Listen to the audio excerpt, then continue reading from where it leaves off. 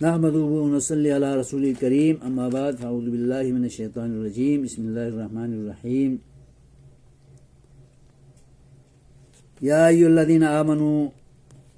اتقوا الله وذروا ما بقي من الربا إن كنتم مؤمنين فإن لم تفعلوا فأذنوا بحرب من الله ورسوله وإن تبتم فلكم رؤوس أموالكم لا تظلمون ولا تظلمون وإن كان ذو عسرة فنظيرة إلى ميسرة وأن تصدقوا خير لكم إن كنتم تعلمون۔ میرے بزرگوں، بھائیوں، دوستوں، ماؤں، بہنوں اور بیٹیوں، یہ جو 3 آیتیں میں نے تلاوت کی ہیں، ان میں اللہ تبارک و تعالیٰ ارشاد فرما رہا ہے، اے ایمان والو، مسلمانوں، اللہ کے بندو، اللہ سے ڈرو، اللہ کی معصیت کرنے سے ڈرو، اور اللہ کے قیامت میں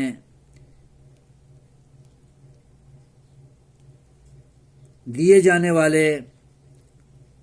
عذابوں سے، عقوبتوں سے ڈرو، اور ذرو ما بقی من الربا، جو تمہارے ذمے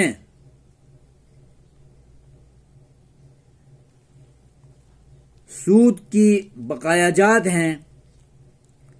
یعنی سود کی رقم لی ہوئی ہے، اس کو چھوڑ دو، اس کو رہنے دو، اور آئندہ سود کی حرمت معلوم ہونے کے بعد، اس کے بھیانک انجام پتہ ہونے کے بعد، تم سودی لین دین کی بقایا جات کلی طور پر چھوڑ دو، اور لوگوں سے سود مت بٹورا کرو، ان کنتم مؤمنین، اگر تم سچے ایمان والے ہو۔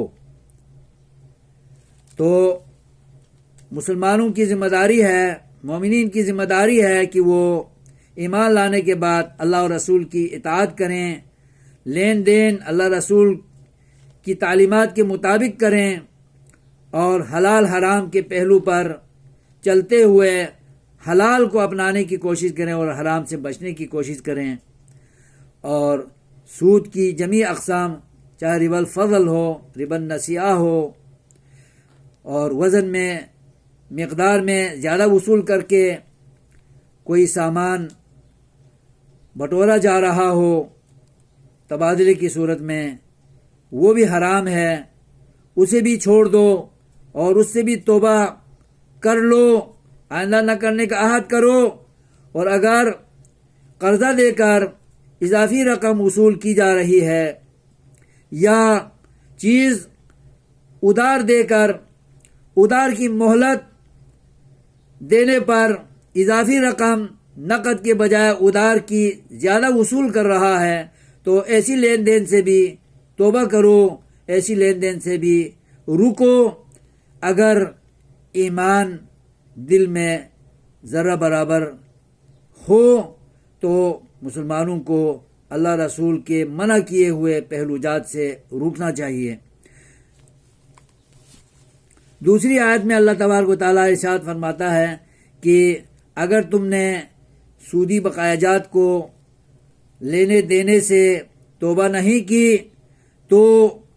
سن لو کہ اللہ رسول سے جنگ کر رہے ہو، اور اللہ رسول کے احکامات کی تعمیل میں تم پس و پیش کر رہے ہو، انکار کر رہے ہو، تو یہ بھیانک انجام والا کام ہے۔ وَإِن تُبْتُمْ، اگر تم توبہ کرتے ہو، پچھلا سود جو کچھ ہوا ہو تمہارے پاس موجود ہے، چلو وہ کھا لو پی لو، لیکن احکام معلوم ہونے کے بعد، اللہ رسول کی طرف سے ممانعت آنے کے بعد، رکنے کے لیے کہے جانے کے بعد، بار بار کہے جانے کے بعد، تم اگر نہیں رکے تو پھر اللہ تعالیٰ سے جنگ ہے، رسول سے جنگ ہے، اور توبہ کر لیتے ہو تو پھر فلکم رؤوس اموالکم، تو توبہ کرنے کے بعد تمہاری جانب سے جو لوگوں پر اضافی رقم سود کی شکل میں عائد ہے وہ مت لیا کرو، اصل زر اصل وزن میں چیز جتنی تم نے دی ہے اتنی واپس کیا کرو. لا تظلمون، تم سود لے کر دوسروں پہ ظلم مت کرو. ولا تظلمون، اور تم پر بھی ظلم و زیادتی نہ ہو کہ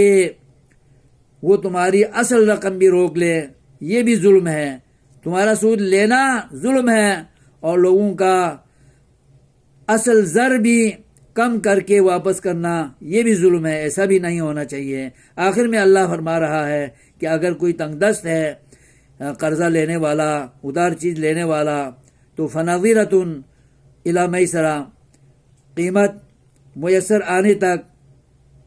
تم مہلت دیا کرو. یہ اسلام میں بڑا اچھا عمل ہے اور قرض حسنہ ہے، اور میسر آنے پر وصول کرو اور اتنا وصول کرو جتنا تم نے دیا ہے. وَأَن تَصَدَّقُوا خَيْرٌ لَكُمْ، اور تم سود کیا اصل زر بھی اگر چھوڑ کر صدقہ کر لو، اللہ کو منا لو، اللہ سے نیکیاں کما لو تو یہ تمہارے لیے بہت بہتر ہے. ان کنتم تعلمون، اگر تم اس کا انجام خیر جانتے ہو، اس کا اجر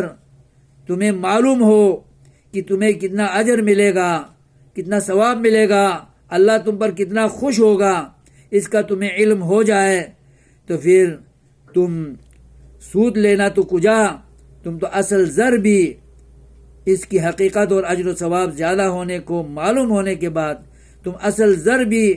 اللہ کی رضا کے لیے صدقہ کر دو گے. اللہ تبارک و تعالی ہمیں سود کے بھیانک انجام سے، سود کی لین دین سے، ہم اقسام میں انواع و اقسام سود سے بچے رہنے اور اچھی زندگی گزارنے کی ہمیں اللہ تعالیٰ توفیق خیر عطا فرمائے. اور آخر میں اللہ فرما رہا ہے وَاتَّقُوا يَوْمًا تُرْجَعُونَ فِيهِ إِلَى اللَّهِ، سودی لین دین کے اندر تم اس دن کے انجام سے ڈرو، سزاؤں سے ڈرو جس میں تم اللہ کے سپرد ہو جاؤ گے، اللہ کی طرف لوٹائے جاؤ گے. ثُمَّ تُوَفَّىٰ كُلُّ نَفْسٍ مَا كَسَبَتْ، پھر اس دن ہر انسان کو اس کی کمائی کے برابر پورا اجر دیا جائے گا. وَهُمْ لَا يُظْلَمُونَ، اور ان پر زیادتی نہیں ہوگی، ظلم نہیں ہوگا. اللہ کے ہاں جو اللہ نے اجر رکھا ہے اس اجر کے امیدوار بن کر تم سودی لین دین سے بچو اور اضافی رقم معاف کر دو، وصول نہیں کرو. اللہ کی رضا تم خرید لو، وصول کر لو. اللہ قیامت میں تمہیں بڑا اجر عطا فرمائے گا اور تم پر کوئی زیادتی نہیں ہوگی. دنیا میں سود نہ لے کر تمہیں اگر نقصان نظر آ رہا ہے تو آخرت کا فائدہ ذہن میں رکھ لو، اور یقیناً اللہ تبارک و تعالی نیتوں کے مطابق بہت ہی زیادہ اجر و ثواب عطا فرمائے گا اور نجات اللہ تعالی عطا فرمائے گا. ہمیشہ دوزخ میں